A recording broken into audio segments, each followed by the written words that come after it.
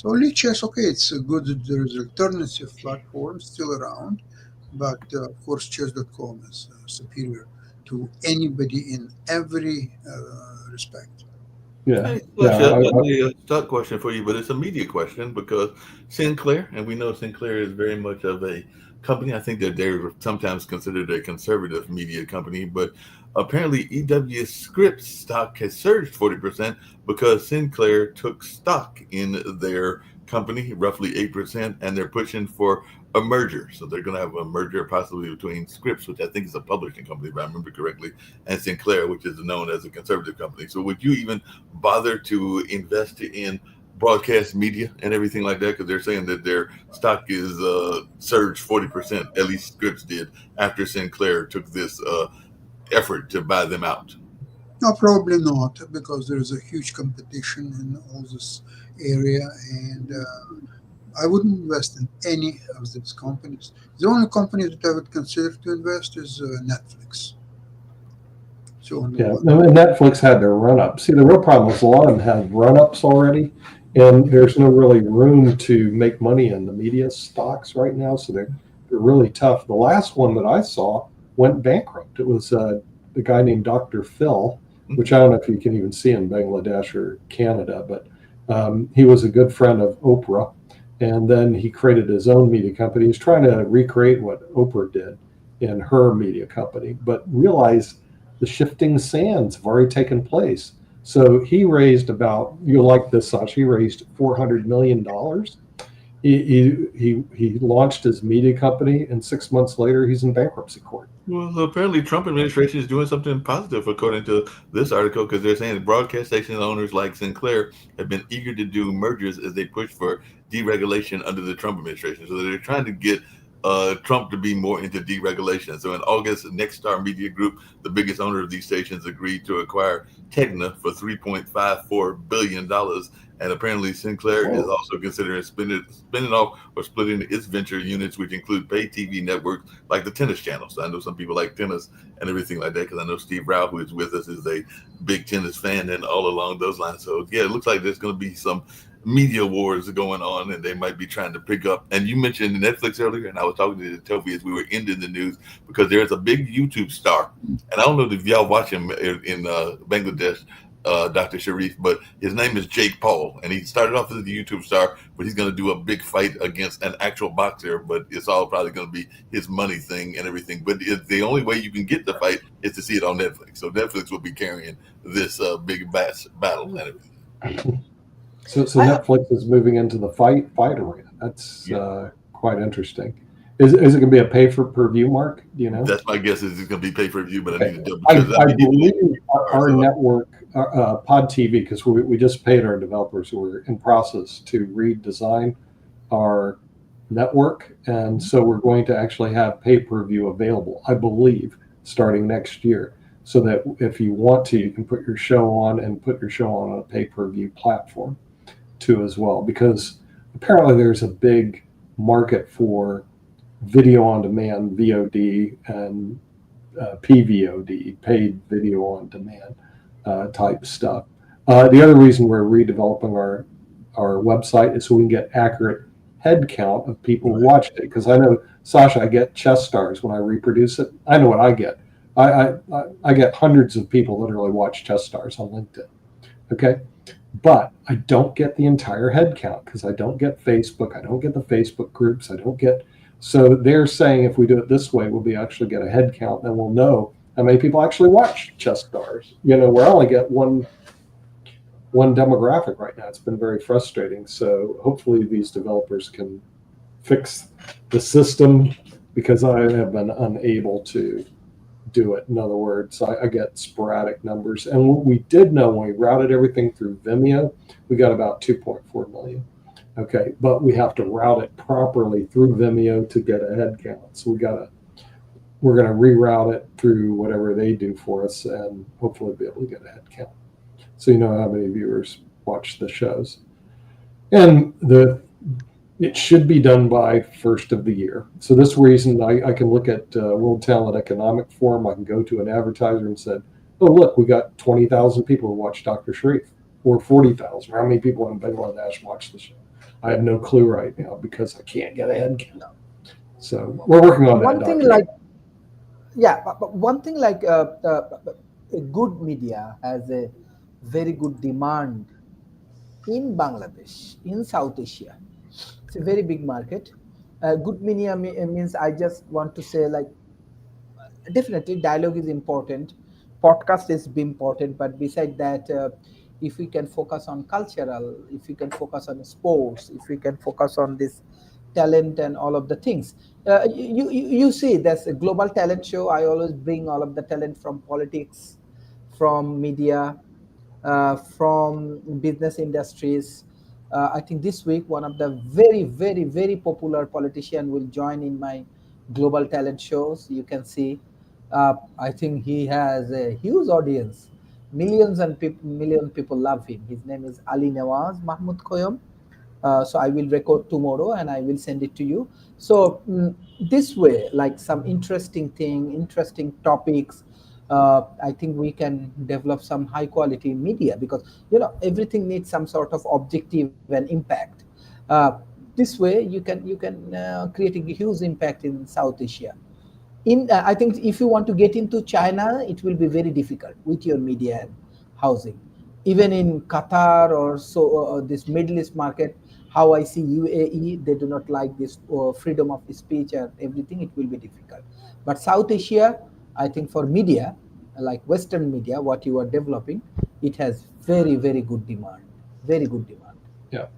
Well, Well, rather like you take the found media one of approach. their new tools that they have here on StreamYard, and you look like you're having a lot of fun with it. But yeah, apparently it's supposed to show you how it would look on the phone as well. So I'm actually going to go see how it looks on the actual thing. But what you're seeing on the screen is what it would look like if it was on the phone. So it shows the vertical view and everything. But if you watch it on TV, it just shows the regular view and everything like that. But that side view, which can confuse people that are watching us and everything, is how it would look on a telephone. So that is what the vertical is. So like I said, if you click on your TV, it's just showing the four of us and everything like that. But if you look on the StreamYard, you'll see that it is two images, because that's what the hide vertical is. It's showing how it would look on the telephone if you did it on the telephone. So it can confuse sometimes our people that are watching it on that are in the room and everything like that. Your headache because you're seeing yourself double, but it is showing, and it's a new tool that StreamYard came up with, what it would look like on the phone. So that view to the left is what it would look like on the phone if people have got it on their phone. Yeah, and I've been watching more of the shows on my cell phone, but more people have been using their cell phones to capture media anyway, Mark. I think that's just going to be a growing trend. In other words, people watching on cell phones. Yeah, then definitely it's going to be a growing trend that more people are showing their phones, and there will be more views that will be giving you the different views of how it looks on either the telephone or on a regular TV, on a regular computer, or whatever the case may be, and everything like that. So yeah, there'll be a new way that folks are doing that whole notion of showing you your images and everything like that. I would agree. Sasha, what about the Ukraine show? How are you doing on that one? John Lockwood had some problems showing up. Yeah, he had a problem with his voice. I think he was sick. Yeah, the voice. I'm expecting him tomorrow. Ivan is coming once a week, usually Tuesdays. Right. Basically, it's doing fine. Of course, I don't have the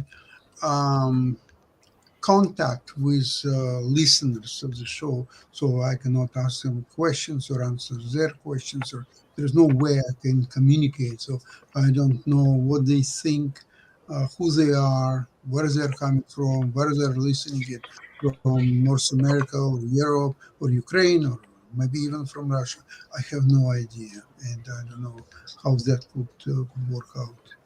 Well, I mean, I do know that there's that QR code, which I think we still have. And Nick can We do still have the QR code. And the QR code, they can ask questions if they scan the QR code and everything like that. And definitely, I'll sometimes ask, and sometimes I'll put you on Instagram, and you can get questions that way as well. Sometimes what I do on some of my shows is, and I know that the Color Whisperer does it too, is that she'll ask people to if they have questions, to submit the questions, because she's an interior designer and her show is about interior design. So you can also make a plea to your audience that if they have questions to ask either you or Ivan or Dr. Lockwood, that they can put those in there. We do get a lot of, I won't say a lot, but we do get some that are the kind of the folks that are scrolling to send us junk mail, for lack of a better term, because we do get some of those trolls. That's the word I was looking for, that send in the request to, like there's one that was on there, I think, on our on our economy show, that was saying, if you send us this amount of money, then we'll send you this amount of listeners and everything like that. But those are totally trolls, and they are trying to get Nick to spend some money and Kim to spend some money, so that they claim they will then send you 100,000 listeners or something like that. But it is totally a troll method. So if I'm asking people for questions, so they will ask how they can submit these questions. What should I tell them? Well, they can scan that QR code and they can submit it during the show itself and everything, because they can actually ask the questions directly. They can go on the podtv.tv and ask questions directly, because I know that that's still out there as well. Or you can do like I sometimes do and have them either send it directly to you, or they can send it to me as the producer, bluesradio@gmail.com, and they can send it either directly to you. So you can also make what I call a direct appeal. Even in my cultural center, we're making a direct appeal for some fundraising that we're doing. So you can make a direct appeal. Okay, we'll talk tomorrow. Okay. Yeah, I just threw up the QR code up there to the top right. So if you want people to ask questions, but they can only ask questions during the live broadcast. So when we rebroadcast, they can't ask questions. Unless it was a direct appeal. They can, but you won't answer them. They can ask questions, but you're not going to be there. But yeah, it does allow for audience interactive. And we do have, we did our count. We have 42 or 43 active shows every week. So they all vary in terms of how active they have the participants use the QR code to ask questions. Some of them don't want any questions. Some of them have tons of questions. It really just depends. But we can put the QR code up and have people ask questions. So you can do that, Dr. Sharif, on your World Talent Economic Forum if you want to encourage people to ask questions. Somehow, you young people know how to do that. You put your cell phone next to the QR code and you press a button, and then you can beam in and ask questions. Us old guys, it's beyond my capability. I'm not a tech guy, so I think it's cool because it works. But other than that, what can I tell you? Yeah, thank you. Thank you for your advice. Yeah, you can do that. Dr. Sharif, you said something about your, because you called me yesterday. I actually had two calls. I had one from you on WhatsApp, and I also had one from our old friend, Shaquille, but he was just calling to check in and everything like that. But you mentioned something about a thing that you're going for in the media. So share a little bit about that with us, since we got Nick here right now. So what is this that you're doing in the media yourself? No, basically, Bangladesh has few important zones like Dhaka, like Mominching and Bogura. So we have election, right, in next year, February. So before that, BBC, they have NGO in Bangladesh, and they are working with grassroots level, and Pot TVs and BBC has same interest, right? Doing media related activities, creating awareness, and that's why, like definitely World Talent Economic Forums, we are trying to collaborate and applying for their grant, as it is in Bangladesh, and Nick has, and all of you have some audience and people in Bangladesh. So through this process, maybe we can, if we win, I do not know, I just apply. Maybe we can engage with many people in Bangladesh, and we can do real media related activities, because honestly speaking, if you want to expand your business and activities, you need fund. Without fund, nothing is possible. So Nick is the leader. I thought that he has to take care all of his producers, what's going on, their financial things and everything. So basically, I am a scientist or researcher. I apply different kind of grants. So I already applied it, and that's why I called to Markley, because growing as a media or as a uh, I want to see institutions, you need appropriate fund to engage with the people. Yeah, yeah, yeah. That is the things. Yeah. Cool. So hopefully you'll get that. Hopefully you'll get that money, and hopefully maybe Sasha will find some money in Canada in the media, and we'll find some other money because I know that Nick is always trying to find investors, and of course we're trying to find advertisers as well. So hopefully we'll get some of that stuff going also. So definitely a lot's going on. By the way, we got one of the people. It's actually one of Sharice's people that is saying what's up because I know Jason is one of Sharice's people, so he's asking what's up to the folks in here and everything. So he's saying, "What's up, World Talent Economic Forum peeps?" And he said, "What's the topic today?" So we're talking media because it's the media topic. So if you got any thoughts around media, Jason, or just your role in the media, share it with us and everything because I do know you. Well, actually, that person is Dr. Sharif, who's showing up there. Yeah, Jason is a very good friend of mine. Jason's a friend of his. A friend? Yeah, he's on the show. He's on the show regularly. Oh, okay. Is he from the United States or where's he from? Yes, he's from United States. They are from Transhumanist Party, but he's a very good friend of mine, and he always supports me. We have a lot of good friends from USA, many good friends. So he's one of them. Transhumanist Party, like all of the innovative people and scientists, they have some sort of political activities. But he's very nice man. He always love our shows, and he always share our shows. So Jason, thank you for your continuous support of World Talent Economic Forum and Pot TV. So Yeah, Pot TV also. He's near Chicago, so he knows Chicago. Near Chicago. Oh, one of the trolls also showed up. Yeah, I saw that. There's the troll. Yeah. That's viewers. Steamboo.com. Remove the space and put in that, and I have no idea what that means. He's trying to sell you some viewers. That's what that means and everything. So what's going on in Chicago, Jason, since you're right there and you're watching us and everything? So I know there's lots going on in Chicago because y'all got some good sports teams and y'all got some good politics. So Jason, if you're on there, just share with us what's going on. I'm sure that Nick can put in the website or even Sharif, if you want to jump on, we can jump on as well. But we love to hear what's going on in Chicago because I do know that you are a regular. While we're seeing if he wants to jump on, can you explain to our viewers, Dr. Sharif, what your view of transhumanism is? Because I know that he talks about it quite often, and I'm not even sure what it is. Yeah, actually, transhumanism is growing, and it's getting very popularity around the world. And you know what the techno-progressive things is happening. So definitely this transhumanism concept and all of them actually talented people, all of them actually talented young people. Jason, you are also a talent, and I like you so much. So they are, and they have a very good and disciplined team. What I like so much, and even Bangladeshi young people, Indian young people, Chinese people, Australian people, Middle East, many people, they love transhumanist community. That's why I join with them, and I'm taking some sort of responsibility from South Asia. So media is very interesting. Media, you can collaborate with political party, you can collaborate with institutions, you can collaborate with corporation, startup. So this way we can improve our like engagement and all of the things. And yeah. I see that he said crazy stuff is going on in Chicago. ICE has been going crazy, so apparently ICE is picking up a lot of people there in Chicago and everything. So ICE has been having its moments and everything like that. So it definitely looks like that's going on.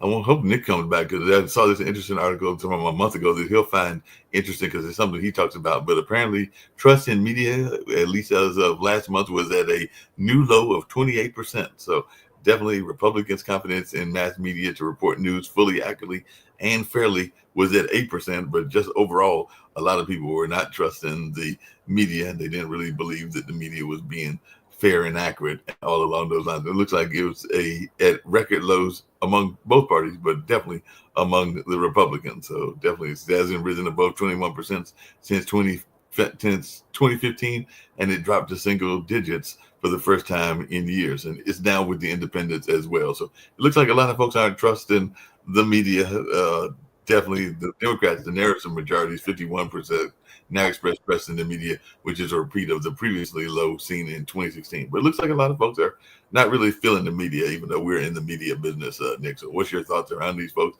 not trusting the media? Unfortunately, you have to fact check what you see, especially on social media, Mark. The other day, they were saying Obama spent $390 million on a basketball court on the East Wing. So I'm going, that seems a little high. I've never heard of it. So let me go fact check it. Mark, it was a complete lie.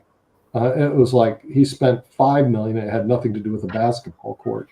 It was just renovations. So, the real problem you have with the media, especially social media, so I'm going to pick on that, is anybody can post, and a lot of them, they just lie. They just don't care. They throw anything they want to at it. Oh, we have a Jason bringing in here. He said there's been a big shift. He's got something. He said there's been a big shift in the media landscape. People get most of their news from alternative media sources like social media and podcasts now, so they're getting it from other places. By the way, speaking of basketball courts, because I was talking to a buddy of mine that used to live where I used to live, which is West Village, and West Village was partially created by two basketball players from Duke University, Christian Laettner and Brian Davis, and they did actually have a basketball court in that apartment complex. I think the basketball court is still there and everything like that. So they did because they're basketball players and they built an apartment complex. They did it's not 390 million. I mean, the thing is, see, that this is the real problem you're having with the media, is that some of them are complete lies, and then the other problem we're facing right now is that, like, I'm in Facebook jail on one of my Facebook pages for reasons that aren't even made known to me. And so the thing is, unfortunately, the big media companies like Facebook and YouTube, which is owned by Google, they can shut us off. They can kill our shows whenever they want. In other words, they basically operate as big bullies, and there's not much you can do about it because they're private industries. In other words, you basically, when you show up there, you're doing it at their leisure. Now, I have seen a lot of our shows, or at least clips, maybe due to you, Mark, is on TikTok. I'll see World Talent Economic Forum. Go, what's this? It's on TikTok. Wait a minute, I know this guy. Who is it? Oh, it's Sharif. Yeah, what's he doing on TikTok? And he doesn't even know he's on TikTok. And TikTok is a pretty big distribution group for us. So. And that's another thing that we have to experiment with is Restream, because Restream will stream directly into TikTok, and we're looking to do that. But realize they're politically, sensitive. Speaking of TikTok and Restream, I got a question for Dr. Sharif since he's here, because I just clicked on media news and I saw this gentleman. Looks like some news that came out today and everything like that, but it's talking about the actress and Anna Sharif, who participated in the foundation stone laying ceremony of a new house being built under one of y'all's other social media people and everything like that. But it looks like this website is called Karela Kamadi Online. So tell me who the heck Karela Kamadi is and how they've got all this great following. But it looks like they're out of India and Bangladesh, and they've got all kinds of interesting things going on and everything like that. So they got like a whole social media empire going on. Yeah, actually, like if you work country like Bangladesh, where population is high and quality of work compared to USA is less, so it's very common, right? And now many people know Pot TV in Bangladesh. So you can easily get a lot of followers and lot of fan and people and other things. One thing I strictly follow beside this podcast, we do, as I'm academicians, so we go for scientific innovation, research, developing startup, solving many complex problems. You will be happy, let's say, our World Talent Economic Forum institution, we go for master plan development like city plan development, and millions of people actually engaging. So what I'm ensuring, not only dialogues, not only discussion, beside that, take some small initiative, take some action to change human lives. So that may cause some followers and other things, but it does not mean I have a huge follower. It's moderate, because TikTok and other things there, I do not use TikTok at all, honestly speaking. But even I'm not looking for too much of fan and follower and other things. I I just want to focus on quality of work, and that is the way actually I get lot of good work, like many business incubations, many university, many corporations, bank, government agencies. They trust World Talent Economic Forum. Definitely, they trust Pot TV.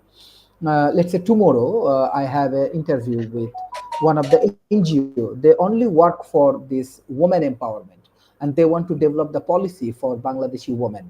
Why they choose me? Because or shortlist me because yes, definitely podcast is important, but I have my PhD thesis on women empowerment, and it's published around 8 different languages. So I want to focus on quality of work, very very focus on quality of work and depth knowledge, because TikTok and other place they have lot of influential people, lot of people come. Even yesterday I see 15 people in Bangladesh. They are bike rider and they are YouTuber, and one of them died because they just doing video and they go for long distance from Rajshahi to Chittagong. One of their TikToker, he died. So life is important. You want to be influential, that is good, but too much of influence and too much of excitement actually problem. So social media, those who are working, I request everyone, you should focus on quality of work. Yeah, That is very definitely gotta important. have definitely gotta have quality of work. Hey, Nick, I was seeing because we got newsworthy news stories where she brings a lot of stuff from Florida that are some uncovered stories, but there was another person that was doing something similar, and they were doing stories that were not being covered by the U.S. media, and they found like about 18 stories that were not being covered by us, including folks here on this network and everything, and including apparently Germany's domestic intelligence agency has officially labeled the Alternative for Germany an extremist organization, and that's one of their main rivals and everything like that. But the one that I thought you might find interesting, and I think it was their second story, was in a candid admission of Sweden's growing integration challenges, Prime Minister Ulf Kristersson has announced a major expansion of the country's voluntary return grants program. So apparently, like you've moved to Spain, but if you had moved to Sweden, immigrants who agree to leave Sweden permanently will now be offered financial incentives that can total up to about £32,000 or about 35,000 per adult, a staggering 3,400% increase from the previous £900. So this marks a sharp departure from a nation long seen as one of Europe's most welcome. And so, in other words, they're going to pay you money to go back to your country and everything like that. So I don't know if Spain offers that, but it looks like Sweden has got a lot of folks that are coming to their country, and maybe they're not always welcome. So they said, "Hey, we'll give you some money if you go back home," and everything like that. So, what is your thoughts? Because I know some of the African nations were offering money for people to come into Africa, but apparently they're Yeah. offering money for people to leave the country. Yeah, there's some even Spain and Barcelona. They have anti-tourism here. In other words, they don't like tourists because they overrun certain parts of the city, especially the Gothic Center, and they do in Venice also as well. A lot of they call them turistas. They show up, and part of it's because of how they behave.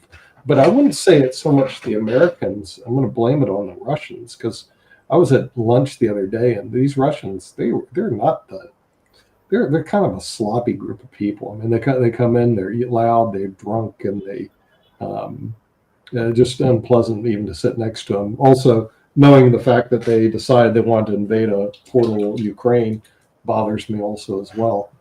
How they got into Spain, I have no idea. They may have come in before the war. They may be refugees from Russia. I don't know. But Russia's like a pariah. So I don't know what Sweden is doing on that, but I don't think it's really these countries. It's the people from the countries. Some of them are good; they assimilate, they work really well, and some of them are bad. It's just like everything else out there, in media though, we were able to permeate most borders, other than certain countries that just lop off certain parts of the internet, like Russia did lop us off. We were having 20,000 viewers from Russia, and we have like next to zero because they can just somehow they can shut you off for media access. But the rest of the world, we can pretty much beam into using the web. So we do get into about 150 different countries, which is We have a very popular show to be coming up in about 10 minutes, and right now we're in rerun season with that. But yeah, definitely our good friend has been doing a great job with the timeshare show. But at the beginning of the year, we'll have a new format. It'll be 30 minutes of her interview where it had been an hour, and then we'll have 30 minutes of like a store of people that will be offering services. I think your pension company will be one of the services, and I think there'll be some people that might be offering some legal advice and maybe even some other vacation things as well. But they will be having like 30 minutes of the regular shows as people have known it for about a year and a half or 2 years and everything like that. And then the other 30 minutes will be like a resource center. So that'll be like a resource center where people will get a chance to see what's going on in that space and all along those lines. So it'll be interesting to see how that plays out. And I'm sure Dr. Sharif might have some friends that want to bring some programming, some of his young people from Brazil or Bangladesh or other places that he is associated with to the network, because we're always looking for new programs and everything like that. And it doesn't even have to be news related or human interest, because a lot of our shows now. Yeah, we're actually going to have a slot open up, Mark, because the TARDIS show, the timeshare show, is going to shrink from an hour to half an hour. That's what I said. It's going to be a half an hour, and So then the other we'll half an hour. have a half an hour that we can bring another half-hour show to on the network. So No, that's not true, because it won't be a full shrinkage. That's what I was just explaining. The way that really? it's done is it'll be 30. Is the show will be shrunk to 30 minutes, but then there'll be a 30-minute resource show. So that's what I meant when I said the other. Really? Okay, so they're going to use up the whole hour then. They will use up the whole hour. It'll just be a different format. So it'll be 30 minutes of the show itself, and then 30 minutes of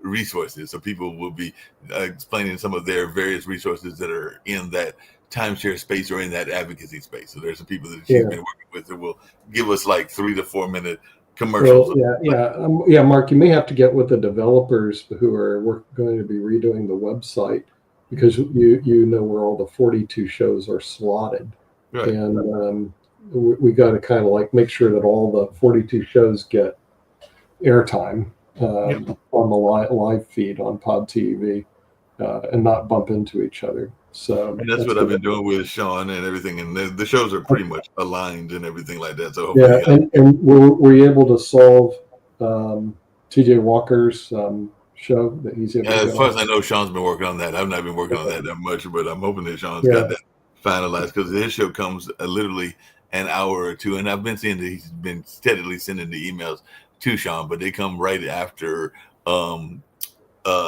Tuesdays and Thursdays. They come right after Sharif, because we air his show. Even though he tapes it earlier, we air it on Tuesdays and Thursdays here on Pod TV. So those shows are aired on those particular days. I believe at 6 a.m. our time, which is in the afternoon his time and everything like that. So definitely we keep that running and all along those lines. So yeah, we keep those things going and everything. And we do have some new shows that are coming about. Like I said, I've got some people that are even trying to think about some creative shows and stuff like that. So we might even have some dramas and some things that are not just strictly news related. And like you said, we're doing pay-per-view, so maybe at some point we can get some pay-per-view sport. I think when the new website goes up, we're going to be able to do pay-per-view. So the thing is, people can we can actually have video on demand. I don't know exactly how they're doing it, but we also have Blockbuster Video TV. So I think they may park the movies on Blockbuster Video TV. So if people want to watch movies, they can do it on demand through that website. But we'll definitely be able to have video on demand as well as paid video. We learned something very interesting on Nick's show last night. I mean, not Rick's show last night, because we're taping every 2 weeks the late night show, Naked at Night, and he's got a real model that's being painted and everything like that. And we learned a couple of things. One, the real model made a lot of money, and then she lost a lot of money. But we also learned that JD, I think it's JD or is it JT, but the musician that's featured on that show, that he actually at one point in his life dated a Miss Universe. So he said because of the close to the proximity that he was able to find her, or she was able to find him. But yeah, he had the moment of being at least for a month with a Miss Universe. Oh, really? Yeah, on Anger Geeks, they actually had on the show a director producer of a movie called Trust, which was in the big screens, and also a movie called Manhattan. Plus, he's done quite a few. He's been an active producer for about 20 years in the New York City area. And he was on Angry Geeks, and Angry Geeks gets a lot of hits and views. It's kind of an interesting show. They go to a lot of the Comic Cons and different things around the U.S. I think Louis Perry's doing a great job with Sophia Comer, so that they always attract a big following in a very niche market. So again, it's where Pod TV has some action in these little niche markets. I don't even know if they have that type of stuff in Bangladesh. I mean, really, it's kind of a U.S. phenomenon. No, I think they have. Y'all have Comic Cons in Bangladesh, don't you? The people that are following Star Trek and following and dressing up in Star Trek outfits and stuff like that. Y'all have these young people do that in Bangladesh, don't you? Yeah, definitely they do. You do? Yeah. Okay. Yeah. Well, have you ever met Louis Perry from Angry Geeks? Because he gets a big following here in the U.S., Dr. Sharif. Okay. No, I do not. Oh, we got to hook you guys up, because the thing is, he gets a big following here, and it may be a big following over in Bangladesh if you have Comic-Con type of people that like Star Trek. Video games are very big in Bangladesh and Asia. Avengers and all this other stuff. You'd have to see a show. It's called The Angry Geeks. I'll put it up here. It's on the Pod TV network. It's kind of an interesting show. He's been with us for years, but it's what I call a niche market. Okay. I gotta type it right. Well, speaking of a niche market, just for the fun of it, I typed it in. Comic-Con Bangladesh is actually an actual Comic-Con. They've got one that took place in September 5th, 2025. So definitely there was people celebrating the pop culture, the anime, and the cosplay. So it was definitely a big Comic-Con that was in Bangladesh, and apparently it's been going on for years. And yes, people do dress up in the cosplay outfits, so they dress up as their various characters and everything like that. So it does definitely go on with this whole notion of Comic-Cons being all over the world, including in Bangladesh. Yeah. Yeah, we'll have to, Mark will have to introduce you to some of our 42 producers that have all these various different shows. So you can get them on the World Talent Economic Forum, and they get exposure to 50% of the world's population, which they don't really know about. And they get to be exposed to Americana, which I'm sure they don't know very much about, but they will if they. Hey, Nick, what do you think the possibility is that we can go sponsor the Comic-Con in San Diego? Because apparently since 2010, Comic-Con has filled the San Diego Convention Center to capacity with over, are you ready to hear this, 100,000 attendees. So if that's how many people are in the Comic-Con in San Diego, California. So they have 130,000 people that come to that Comic-Con there in San Diego. So maybe we got to figure out a way that Pod TV can be a sponsor, because definitely they have sponsors as well. So maybe that's a new sponsorship opportunity that we can look at. Well, we'll have to do that. But right now we're going to get you to Podcast Movement, which will be in Austin, Texas. It looks like that's going to be a go for you in March. I've filled out the form. Okay, good. Okay, because that looks like a go. And where we're going to go is off the air, so I can have dinner here in Barcelona. All right. And I guess Tart is coming up next, the Timeshare Tart show. is coming on next. Is a repeat. TV Network, and we'll see you next week on the media show. But dinner for me. But right now, you got to say goodbye. Bye. Bye.